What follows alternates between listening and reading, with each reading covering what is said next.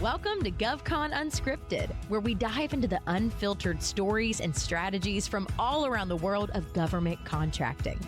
Join host Chelsea Roberts as she explores how to navigate, thrive, and win in this complex but lucrative industry.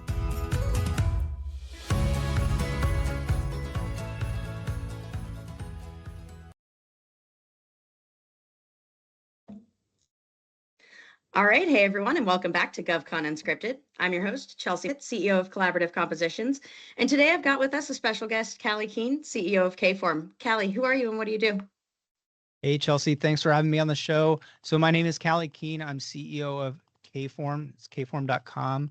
We have evolved over time. We're a manufacturer in Northern Virginia, which is, I know this is going to shatter expectations, but people do real work around and inside the Beltway. Sorry to hear it, but no, we started as a machine shop. My grandfather was a machinist in the Navy in the 40s, and we just kept doing that same thing for the last 80 or so years. But KForm evolved into having all these different capabilities. You look at a computer, that's basically what we can make from board up. And I built a product development consultancy on top of our manufacturing capabilities for the last 15 or so years, and developed products for Google, Apple, Meta, Lockheed, you name your prime, name your poison. But I love doing those projects. But what I really like is working with innovative small teams, a couple people, and then working with them as they grow. And of course, everyone eventually gets purchased by Raytheon or Callye, and we've got tons of friends over there. But yeah, that's basically what I do. We go look for cool tech. We do all the engineering and the prototyping and manufacturing to scale. And we go and take that to market with customers and see who wants it. So we think cradle to cradle innovation, support for defense tech, broad capabilities, narrow focus. But what I do every day is I make stuff. Yeah. Very cool. Very cool. It sounds like you've got a long history of making stuff there. You're not necessarily a startup yourself. Yeah. KForm is a family business. It's roughly the same age as me. And I grew up doing this. I think my parents understood at a deep level that I was too irresponsible for a mall job. I'd get into trouble. While other kids were working at Tasty Freeze or something, I was checking aerospace parts in QC and learning how to do that. And yeah, I grew up with AutoCAD, designing things, making things. My dad is also a sculptor, as well as the previous president of KForm. So we grew up making things, making art.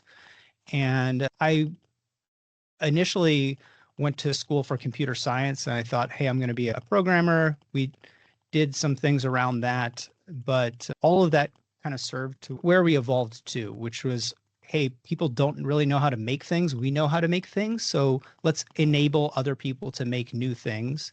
And that blossomed into, hey, now we have a full-blown soup to nuts engineering team. And we support a lot of the startup darlings that they would recognize their name. But yeah, I'm cheating, right? I'm 43, but I started working here in 1996. So I have a pretty long history of doing this, but we also grew up doing it. My brother's my COO now. My parents are long retired. My grandparents are long retired. But yeah, it's a little bit of a hack there is if you do the same thing for a long enough period of time, big advantage. Yeah.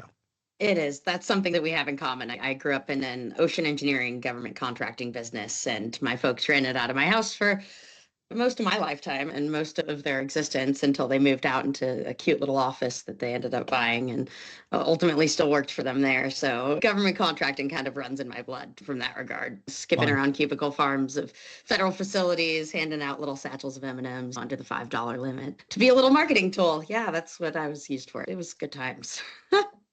But you always get to look back at the things that you know really well and take those things forward and take those into new adventures and into new ventures, which it sounds like you've done a bit of. You actually have a fantastic podcast that I suggest everybody go listen to. It's called Startup Defense. And you touch on a lot of startups. Have you helped a lot of those startups along the way? Yeah. So I had this realization, hey, I'm going to buy this business, retire, our generation. And I learned a lot of lessons growing up in an entrepreneurial family, but that's your hard limit. I ended up Right. going to business school. So you learn some of that information, which off topic, but broadly inapplicable for a lot of the things that we do, Yeah. because you're not going to learn GovCon in normal business school. You're not going to learn manufacturing Right. operations in business school. And you're certainly not going to learn startup innovation in business school, maybe more so today. But I just had this thought, like, I need to get around people that know how to grow a business like this. And this was about 10 years ago. So I wanted to start attending entrepreneurial events, startup events, getting around smart people have done the things that I want to do, right? Pretty basic. I really suggest everyone take some flavor of this path, get around smart people, be dumb, give yourself the excuse to be dumb. The thing that I knew about was product development. And so I thought, I'll just go out and talk about product development at maker spaces, universities, industry shows, and that like evolved into me speaking nationally and internationally, and that's all well and good. But it also really quickly snowballed into me being a mentor and then running accelerators and working with some VCs and getting very heavily into the National Capital Region's startup ecosystem. And really, just because there's not that many people that do hard tech, that do physical products. And so I would join as a mentor, and the next person that's running a program would be like, you're the only person that I know that does this, that puts themselves out there, knows anything about manufacturing in this area. So can you come speak at my event? Can you help me run this thing? And so I did snowball quite a bit of information about how venture capital works, or how private equity works, or how M&A works, and the different startup methodologies. Somewhere behind me, I've got Steve Blank's book, or like Ash Mora is a mentor of ours and is a collaborator with, I have another company called Startups Ignite. It's been around for quite some time, that's in the DC area with a partner of mine, and we've run a bunch of accelerators. But if you're watching on video, is like there's a bunch of startup stuff behind me. And I got sucked into that world, and I did get really great mentors, and I got good advice and learned new ways of talking about our business, or packaging up the services, or marketing products that we would generate. And that is how we shifted away from doing kind of parts or contract manufacturing work, which has very low margins, very tough business, especially with the compliance requirements that we have in our industry. So compliance easily costs us hundreds of thousands of dollars a year. But if I'm making parts for a prime, my margin is 5%. And so you really just can't make that spreadsheet math work out. And spreadsheet math is a startup thing. If you can't make a financial model of your business, really shouldn't be pursuing that business, because magic and luck is not a responsible financial plan, I guess. Hope is not a strategy.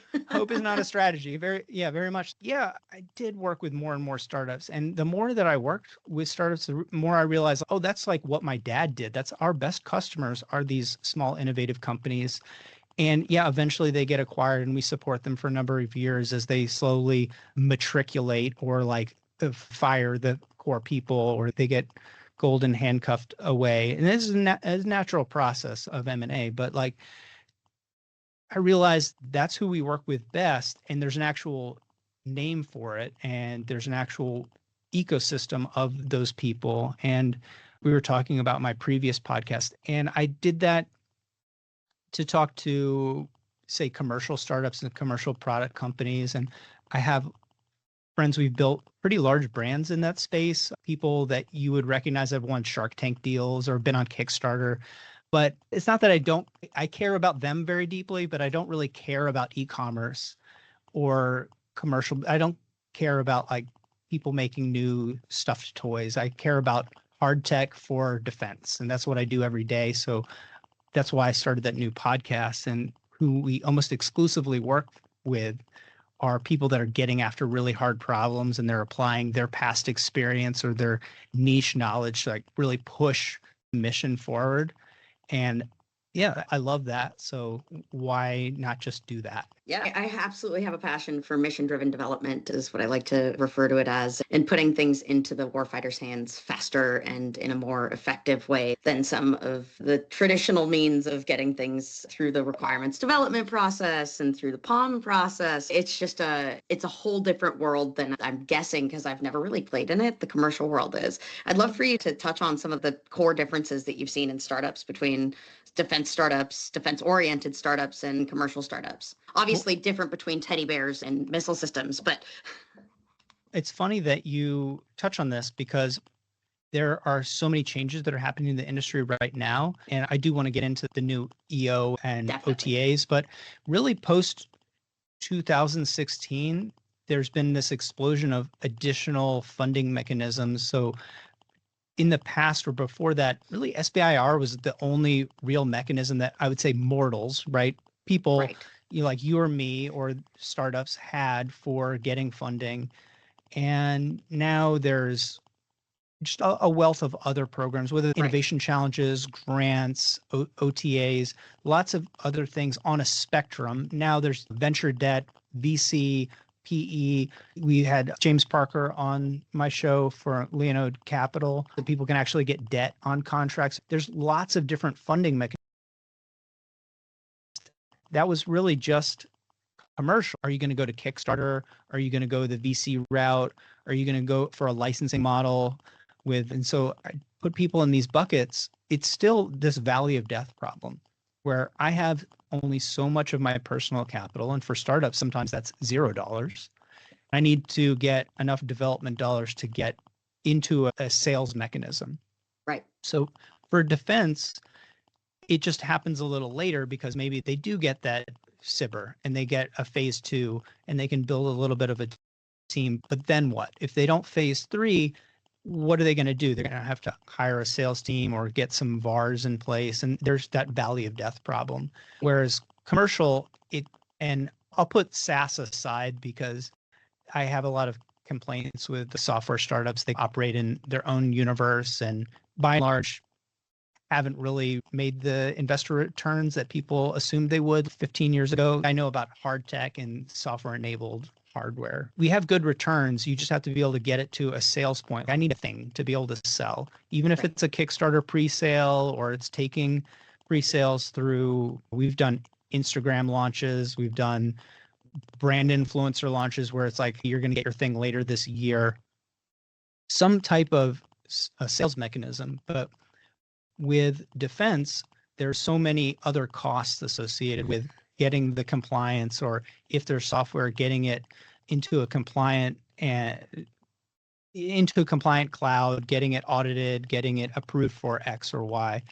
And that can really go across different customers. So there's all these checkpoints where our end users are saying, we want to engage industry. We want this new innovation, but we've seen more of the funding, but we really haven't seen that promise being completely fulfilled, because if I want to be a dual use company, I need to learn a whole new language. I need totally different business practices. In part, we try to facilitate that. If someone has technology, not really a product per se, we want to handle that lift and shift to be able to get it into the warfighter's hands, figure out what contracts that we can get it through our VARs, what other engineering needs to happen, what other kind of compliance needs to happen.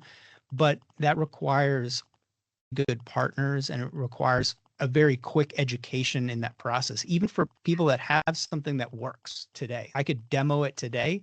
There's still a mountain to climb to get it where it can be purchased and deployed. I think that's the biggest difference, is like, just because it works great doesn't mean that it's going to work great for our people. Yeah, I think that's probably one of the hardest things, is coming into this industry with the lexicon. It's foreign to most folks that haven't experienced it or haven't lived it for their whole lives. And they don't understand why their customers in the government aren't, racing to pick up their stuff off the shelves when in reality, it's just a completely different type of selling. It's a totally different sales cycle, and it's a completely different language that you're speaking to your customers, even between service branches and even between Fed Civ and defense. It's just completely different language, and having to implement that and incorporate that into an operating, especially if you're a small, sleek, agile operating startup, it can take a lot of focus away from developing things for other realms. I'll give a common, simple example working with startups is they'll get invited to do a demo. They'll have somebody very interested, and I'll tell them, I can help you take this to the finish line. We'll run it into the end zone for whatever your analogy wants to be. I'm not much of a sports person. We'll take it to market, but there's going to be more research involved. There's going to be lift and shift. It needs compliant manufacturing, and it's got to get on a contract. And this can happen fast with partners. We use partners, or it can happen the slow and expensive way, or it could happen in parallel, right? So they're like, no, thank you, Callye. We have SOCOM's interest. They're ready to buy it. We don't need any help. We're locked in. We're going to go get this big contract to do this thing. And then 9 months later, I'll get a call, and my customer has money, but doesn't know how to give me money. So how can they pay me? This is what I was saying is we've got to go get it on a vehicle where they can spend the money. So somebody's got a contract, and that somebody is in our sales network. And I've spent a whole lifetime building up these contacts that help facilitate this thing. Let's figure out who's your customer, where can they spend money, how can they spend money, and get it onto a vehicle where you can get that money. But then the next question you're going to get this contract is, do you meet all of these other compliance things? Does your product meet these requirements? And the answer for both of those will be no. And you just wasted 9 months in the valley of death because you can go out and answer these questions or build the team and do this thing. Or you need to not just engage the customer, but engage peers, people who have done the thing or are doing the thing, and say, how do you start crafting requirements? How do you figure out GovCon, right? Like in commercial where somebody's, I'm interested, I'll buy 100 units, I'll put 20% down, this and this, I want a customized version of it, I'll pay you money to customize it or whatever. It's not like you're talking to the decision maker and they can cut a check. You're talking to one of 3 decision makers on the customer side, and they need to have users and the KO and all of these things. The stars must align. Yes. Especially if it's that first shot with very little past performance. I think that's probably one of the biggest differences is that you've got your users, your authority, and your budget. And all of those are often different people. They may be in different locations. They may be in different sort of mindsets, and they may all have different priorities, and really trying to bring them all together to the table to have that kind of common conversation about why your tech is needed or why you should be purchased from, and to bring that compelling and compliant response is probably one of the hardest things for folks to really get a hold of in this industry. And I would say that's the one thing that I could probably give the SBIR a little bit of credit for. I have soapboxes that don't stand on this podcast about the SBIR program, but offline conversations, I will stand on those all day and just preach about it. But I think I can give it the fact that it really does do a good job of introducing those initial sort of compliance hurdles, and compliance just gives companies a taste for things like DCAA accounting, things that you're going to have to comply with once you get down the road to really be able to understand how you can operate within this really complex and bureaucratic ecosystem that folks just don't really get in a lot of other programs. So I think that's at least one benefit that I can give on the SBIR win side. Well, for me, yes, let's just say that SBIRs are highly variegated in their outcomes, right? I'll just leave it at that. But I don't know a commercial equivalent where you have a program at a chance of getting $1 million or $2 million of non-dilutive capital, right? And so we in industry like to say, oh, the transition rates are this, or hey, they're on the customer side, there's not enough support for this or that on these. But there's no commercial equivalent where somebody's giving you $150,000 for a white paper. Come on, guys, let's be serious about this. Yeah. And I've called it funny money in the past because it's like I got a sparkly idea and a nickel in my pocket to be able to throw to it. So let's see if we can make something happen. And I think the transition rates don't necessarily speak the loudest for the program's success, but it ultimately, you're right, it is a program in which you get an opportunity for non-dilutive capital that it doesn't take a whole lot of effort to get that. The way we're using it or asking people is first go out and talk to the different groups. And there is SBIR crafting that happens before. They don't just magically pop up out of nowhere. People aren't locked in a room being like, I want to CubeSat cybersecurity. I think that sounds good. Somebody has talked to those people and crafted a requirement and put it out there. And you can do that too. It's free. Yeah. Relationships are everything in this business. And so starting to learn how to build those relationships when you have very little risk exposure is also good experience. But yeah, it's like the way we're looking at this is even if it just comes out, we're having startups then going to venture or going to customers and saying, look, this is a market signal, right? Look, there are contracts being awarded and there's SBIRs being put out and awarded that are based on problems that we solve. We don't want to go after an SBIR because the funding doesn't align to how fast we want to move. But look, there are all these demand signals, which part of that is non-dilutive funding. And I'll throw innovation challenges and other pieces in there. Sure. We've done a lot of DOE work where they have money going all the way up into the hundreds of millions. Group. Yeah. But look at it like that. And then look at it just like getting a great advisor on the board or like some other kind of tangent signals like, hey, we got an SBIR phase 2. We got $1 million from Navy, from the Air Force. And that's a really strong market signal that you can take to VC or you can take to corporate partner. You know, there's lots of ways to play it versus putting all the burden on this mythical phase 3 like SBIR, right? Yeah, which phase 3, let's just be all straight and clear here, that's program funding. That's when you're getting into something that actually has some duration, it's got a tail to it, it's got somewhere to go. And for what it's worth, not a lot of the cyber programs, if any, really think to that end point of where these things are going to go, because again, they do definitely depend on the companies to have that foresight of this is where I anticipate that this will go in the future. It's just like building those relationships with the end customer and with the folks that are going to be using your technology before you get into the program. It has a lot of value in saying and planning out, charting out, if you will, your pathway to that program of record and getting there, utilizing the program as a stepping stone to get there, not expecting it will be all provided to you in that program. Yeah, I'd put the X-Tech innovation challenges in the same kind of bucket as well as a lot of the startups that we would work with. They're going to pass on that because $15,000 for a paper is not going to do anything for them. Right. Whereas if they're going through a raise, or in the case of one of my clients, they're just looking for a reason to go full time.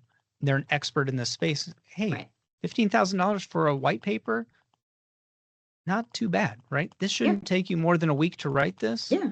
You're an expert in this space. I'll take $15,000 for a week's worth of work. That's not so bad. And then you get another, I think the current one's 10 or 15K to go do the demo. Yeah. And if you go there and meet all the people and build relationships and you just look at it like, that's all I'm going to get. I'm going to get to go talk to users, get firsthand feedback. I'm going to have a really cool experience. And that's what I'm going to get. 30K. It's all paid for vacation to go to this thing. Really great. But people are looking at that program like this is going to fund my startup. And that's not enough money. Our burn rate's more than that for every day. Yeah. So it's not going to work for us.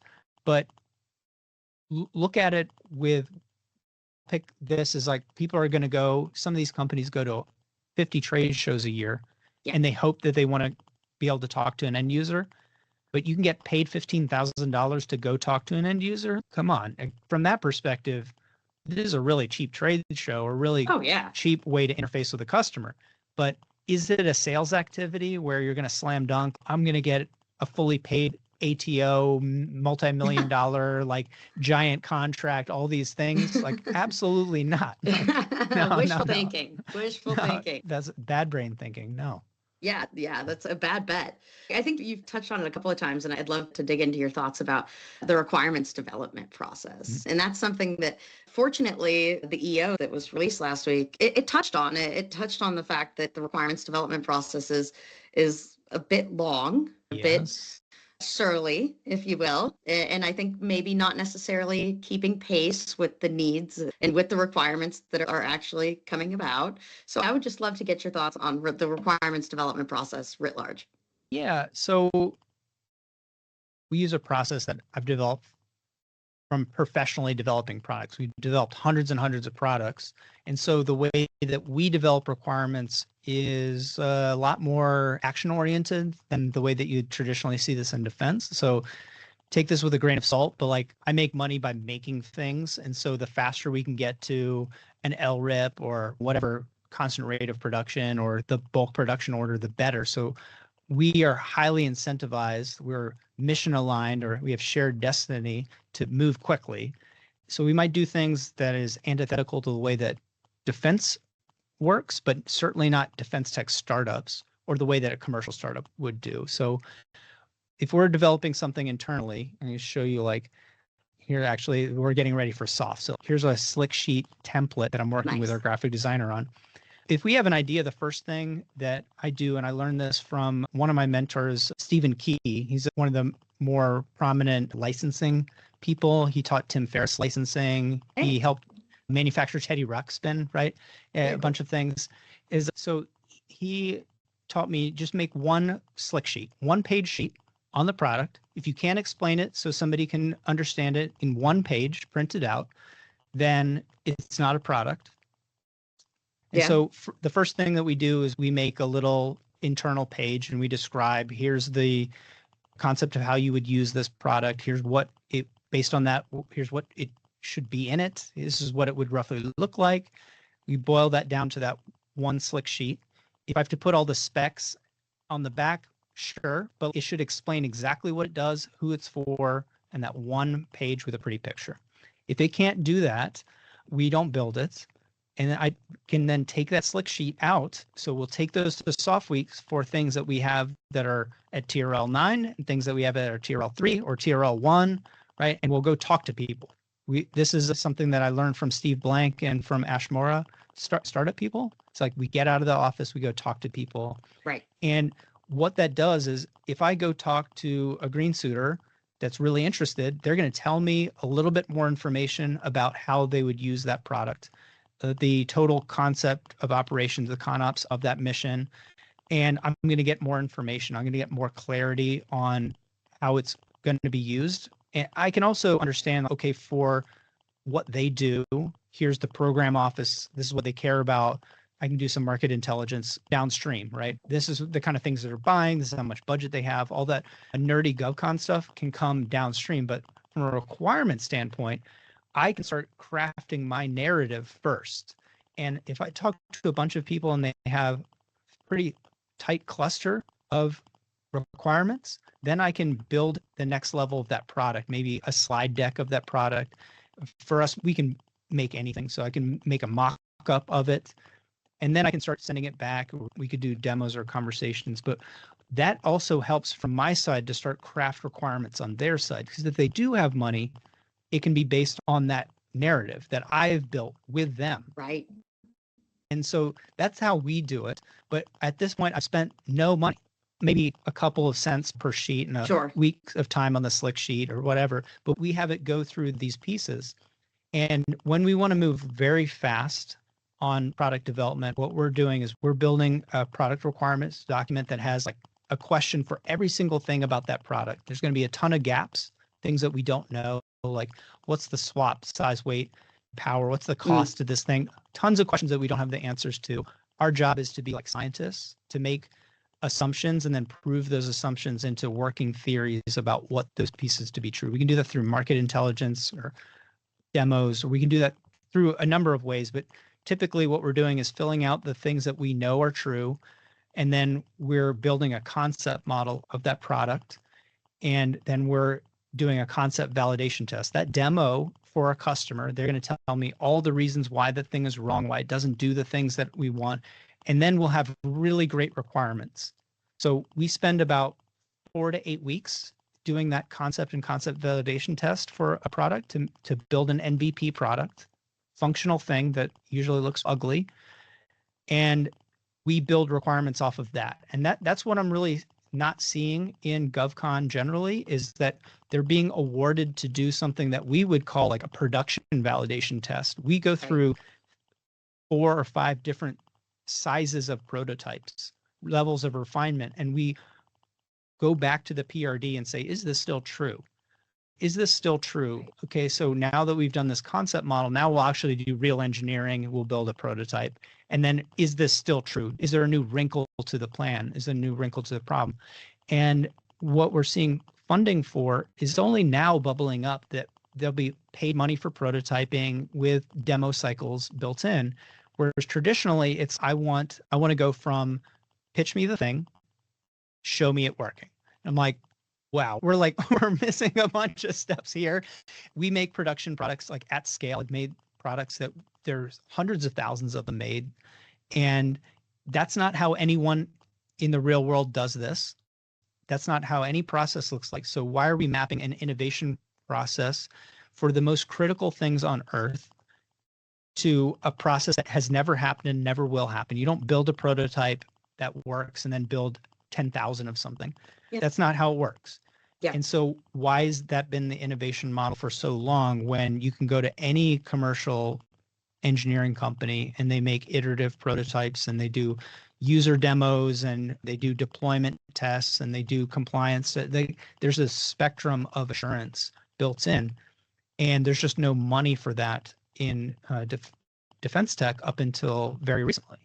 And so I think that's the difference, is like, we want to build requirements by building iteratively better versions of that product, deploying it with users, and fully, truly understand the requirements from the application is the only way. That's the touch grass moment of innovation, is that we will become progressively less wrong as we develop a product and we field it with this, a virtuous cycle, right? It's like we build, we test, and we improve this thing.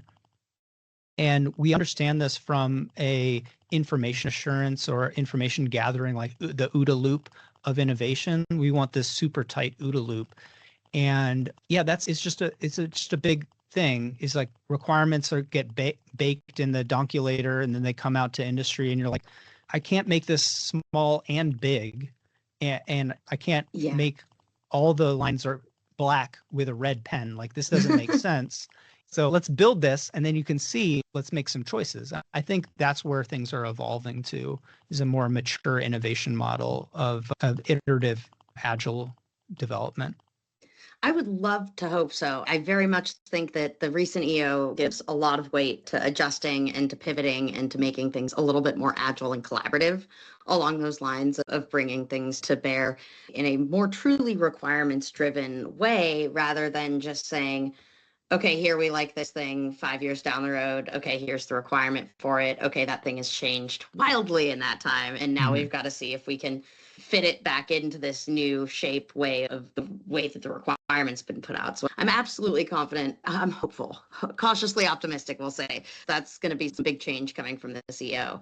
Some of the other things that this EO, like in the EO I'm talking about, was released on I think April 9th of 25. And it really addresses a lot of the reforms that I'm sure industry has been crying for decades going on now. I'm sure that there's acquisition officials that have been looking for a lot of these changes too, are a lot of the workforce reforms.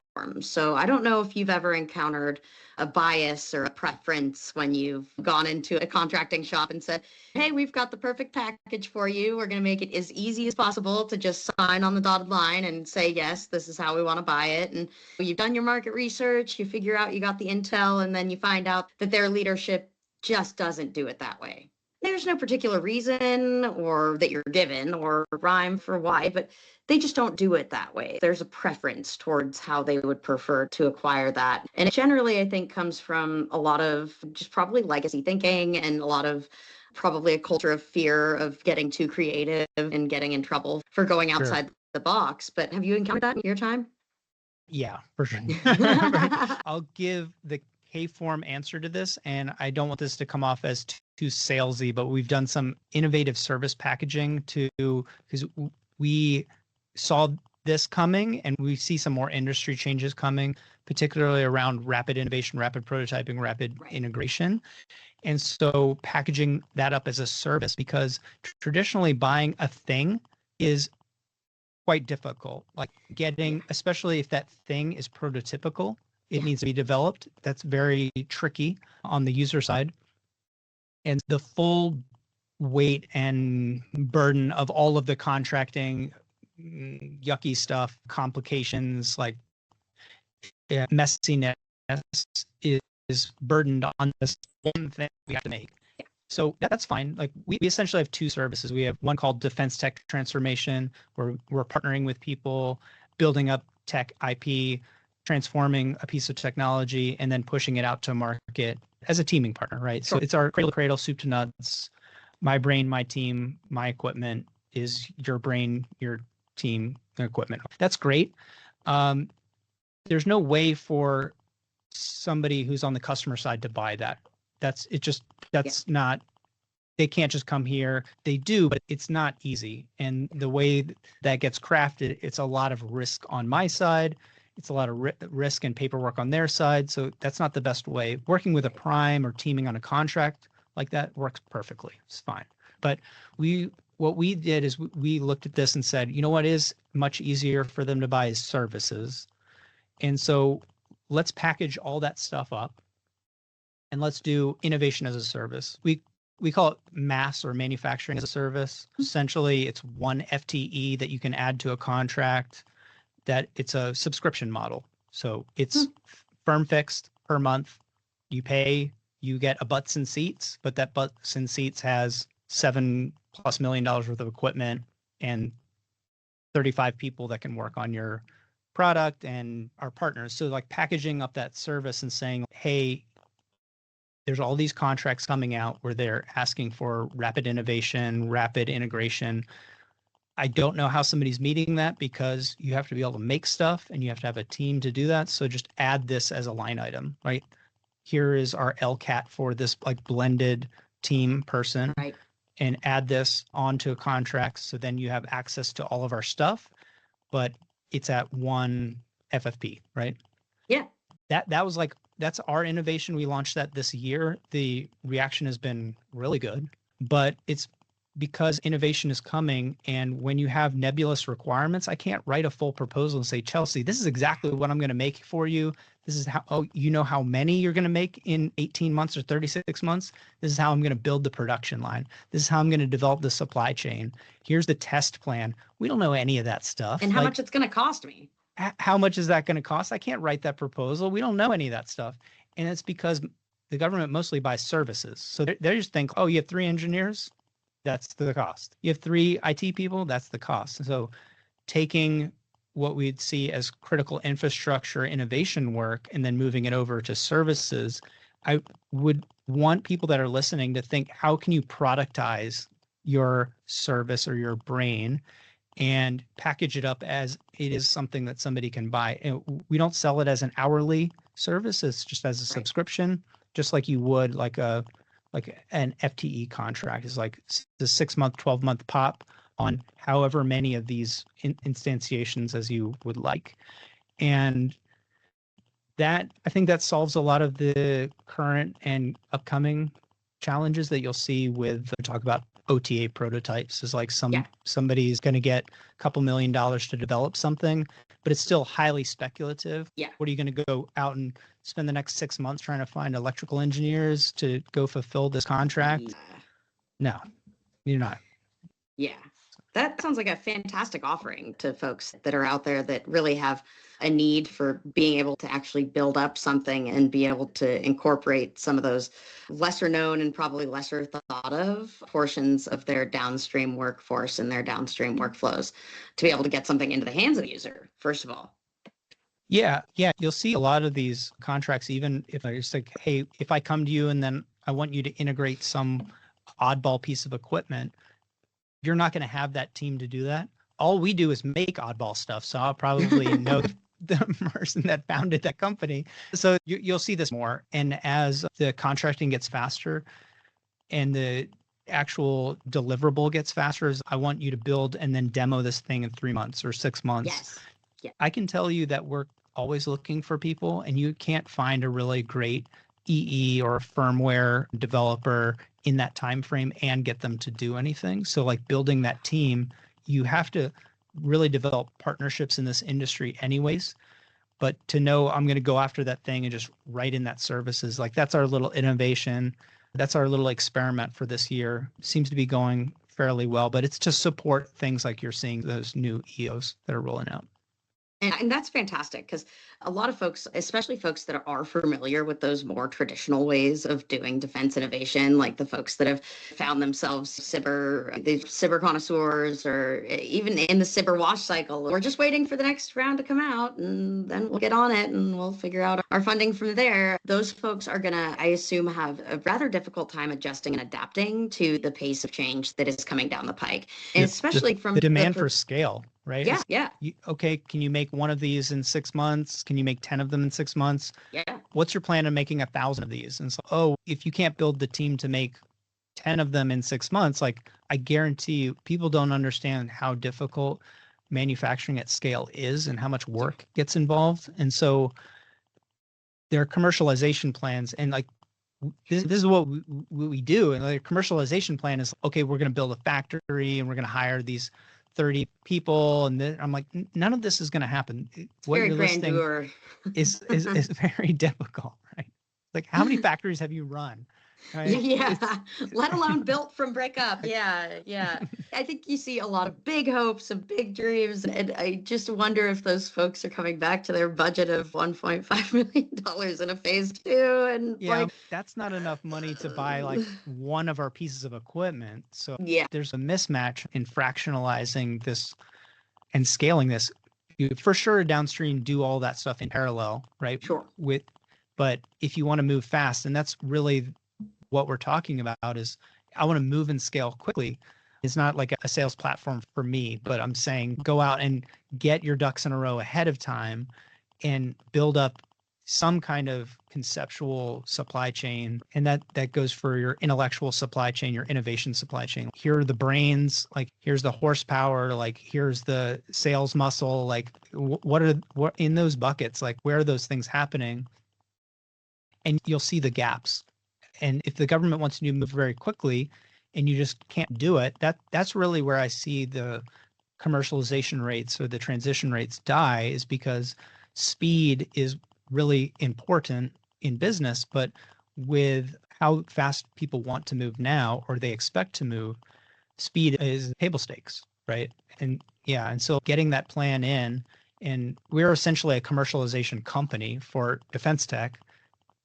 I could tell you all the reasons why not to work with us, or like why it's a bad fit, like, or all the reasons why horror stories or success stories, and like you fill in those blanks with however you want, but the work has to be done regardless. Right. It's not like me making things up. It's like you're going to need a sales team. You're going to need an engineering team, in-source, outsource, like you're going to need a manufacturing plan. Nobody's going to give you money if you don't have any way of making anything, et cetera. Yeah. And words on paper, which all these proposals, and especially when you get into the cyber realm, those commercialization plans, they're words on paper. And if you don't have the actual resources, if you don't have the actuality to back it up and to put it into place and to put it into motion, it's never going to come to fruition, because I think that probably the evaluators can tell there's things that are pretty unrealistic for what they're looking for and what they're shooting for. But if you've got plans, if you've got actually well-laid plans, and you leverage the resources that you've got available to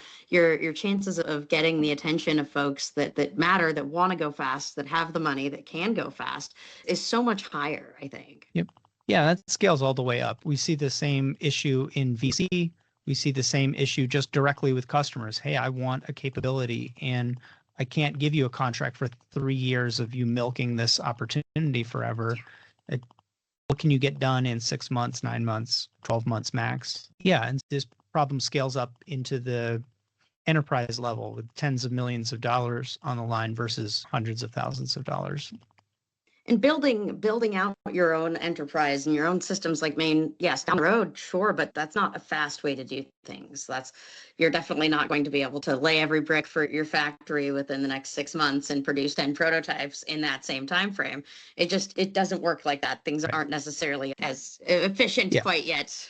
Yeah, and then you're an infrastructure business versus an innovation business, and you have this overhead that you have to capture. And now I'm like, you're just a bad prime at this standpoint. And like primes already do a really good job of doing this. Of being and bad like, primes. When they want to do innovation, you know what they do?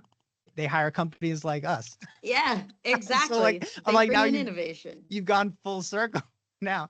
Yeah. So I think this is an interesting thing about to deconflict the way startups function and the way that GovCon would traditionally function is startups have to work with partners. And as you are continually bringing it in, you're still working with contractors that are SMEs or contractors that make things go fast or some special project.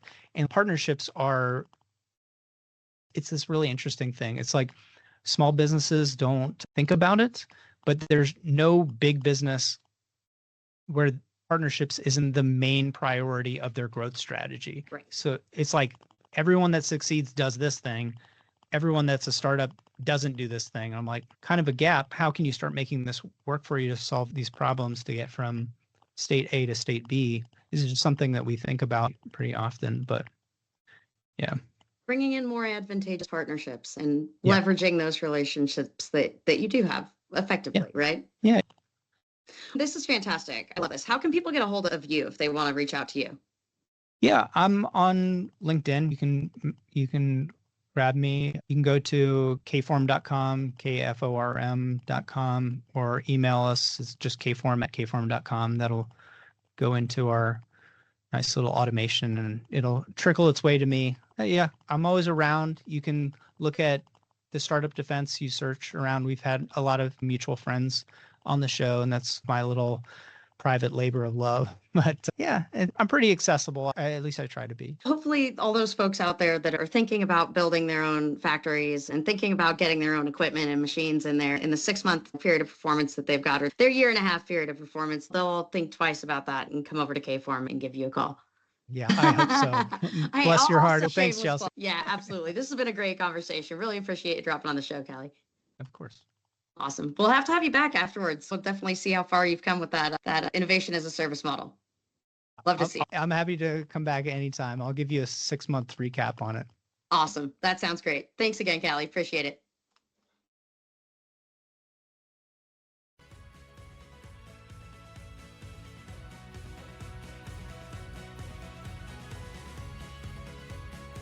Thanks for listening to this episode of GovCon Unscripted with your host, Chelsea Roberts. Do you have a GovCon story or need guidance in government contracting?